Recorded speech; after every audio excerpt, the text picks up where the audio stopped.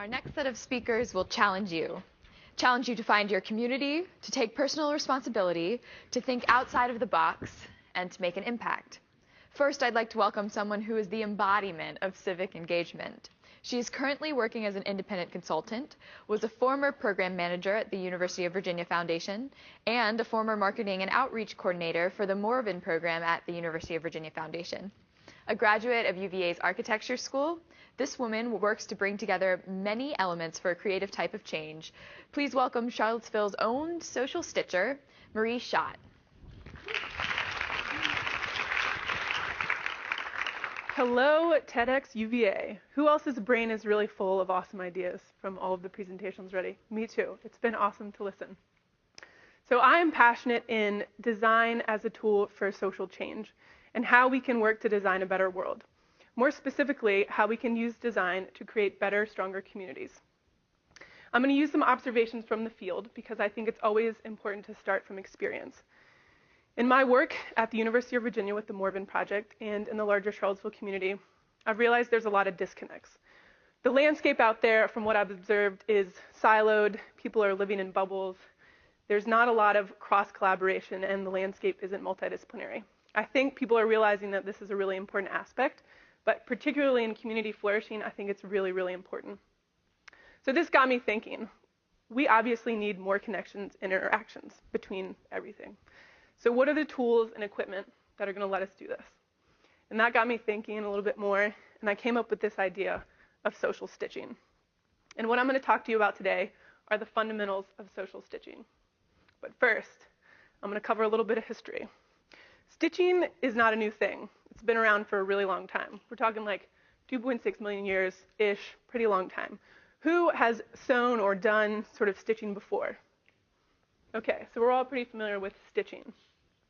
It's a way we've created basic needs like shelter and clothes for a long time. Those are really important things. It's also something that's human scaled. We work with our hands as a craft, and it's also one of the oldest textile arts. And these are two really important words, craft and art. Craft because we are working with our hands, and it is a human scaled activity, and that's really important in our communities. The second is that it's an art. We are using our creative imagination, and we're using our skills to create exciting things, particularly in the visual form. Fundamentally, stitching is about connections. And connections in stitching are about bringing various pieces together to create something for a larger purpose. So, stitching is kind of a big deal. I wouldn't have these awesome clothes without stitching. We might just be wearing like robes and wrapped fabric, which could be a pretty cool look, but I'm pretty excited about the clothes that I have. These chairs are stitched. You know, stitching is everywhere, and I think it's a really important concept that is really old that can be applied to community flourishing. So what is social stitching? Social stitching is a collection of techniques enabling one to orchestrate connections between resources, people, and places to build relationships promoting positive social change. Ultimately, these relationships lead to the flourishing of a community as a whole. It's also really fun. I have a lot of fun social stitching, and you can make some awesome stuff. So, with any stitching project, you start with your fabrics. I'm a fabric, you're a fabric, this room is a fabric, and they all work together in what I like to call our social quilt. We're all a part of this social quilt. And I think what's important to remember again is that with stitching and quilting, it's a craft and an art. So you're really using your sort of essence to put into this quilt and what it looks like and how these fabrics are connecting together. And that's the role of the social stitcher, is to understand the fabrics around you and to realize the ways in which you can connect them to make really beautiful quilts. So we sort of have our fabrics. We get that it goes into the social quilt. But what are the tools and equipment that we can use to successfully stitch in our communities? These are just a few, but it's very broad-ranging depending on what kind of stitcher you are. I think citizenship is really important, an interest and investment in the community around you, and a desire to be responsible for those around you also. I think problem solving is a huge part of social stitching. Being able to look at a set of issues, to be willing to come up with a solution and to try it. I think that's really important also in social stitching. A positive attitude, or as I like to call it, complete blind optimism, that it's going to work out no matter what. And even if it looks really bad, or these fabrics aren't really going together, we're still going to try it, and we're going to see what happens. I think you have to have a passion for a better world. So saying, I want to take these fabrics and really create something awesome. You have to have a read on the pulse of your community. You got to know what fabrics are in style, you know? You got to know what people are interested in and what and how they're putting this together. You have to have an ability to make connections between people. So that's that human scaled part of social stitching, that those fabrics are integrated on a very sort of personal level, not mass produced, not mechanized. We're still working on that human scale. You have to desire to work on a human scale. Compassion is really important, caring about your fabrics, caring about how those fabrics turn out, what kind of, laundry cycle they take, just knowing your fabrics. And with anything in community organizing and development, you have to be ready for anything. Who knows what's going to happen? So there's 3 basic stitches that I like to work with. And you can use them in any order. You can mix them up. You can use one at a time. But the first one is the join stitch, and it's pretty straightforward. It's linking or connecting individuals, organizations, and communities. And this is an example of a join stitch that I recently helped organize, which is called the Design Marathon. And the Design Marathon works to bring designers in the community together from various firms into a room for a day, and they are put on diverse teams and partnered with nonprofits in the area that have applied for design work. So this is joining things in 3 ways. 1, it's joining designers to designers, which would otherwise not be joined.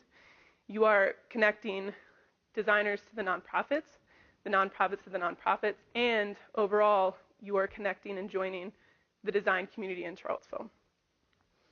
The second stitch is a min stitch, and this is a lot like when you have a wound or, something that needs healing, you use this stitch. And so in the overall social fabric, you might have a beautiful quilt that you're working on, but there's some really rough fabrics, some tears around, and those have to be addressed with the min stitch. An example of this is the Neighborhood Leadership Institute, which is a project that is run by the city of Charlottesville. And it's a 10-week-long course, and citizens from Charlottesville join and learn all about the city structure. While they're learning, they're working on projects to address social challenges in Charlottesville. So this is an example of a min stitch. The third stitch, which I won't give you any examples because it's the most exciting stitch, is the create stitch.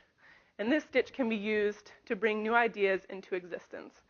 And generally the create stitch is used with one of the other stitches, but you can kind of go crazy with the creative stitch. But it's really important in social stitching because it's all about the craft and the art, and that you're using creativity and imagination to bring these things to life. So why is social stitching important? It eliminates disconnects, and it's focused on positive social change. It's all about creating better, stronger, more layered, more colorful, more beautiful quilts, because we're all part of a patchwork in our communities. Fundamentally, it's connections, and those build relationships, and relationships build strong communities. You heard from a variety of projects earlier today about the importance of community and also relationships. And I think social stitching provides that set of skills to work in between those organizations in a larger community. It's kind of like a community seamstress. So I might have some awesome fabrics, and I might know a friend with some fabrics, and we want to bring them together, but we still need a community seamstress to really help us bring those together.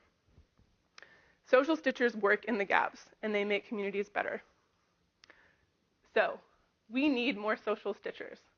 Everyone can be a social stitcher, and I encourage you all to do some social stitching. And it's a very basic concept, but it's missing. We need to stitch our communities. I think there's a lot of stitching that's going on that isn't super awesome stitching, and so we need to also remember that craft and art of how we're stitching things and why we're stitching them and how they fit into that overall social quilt.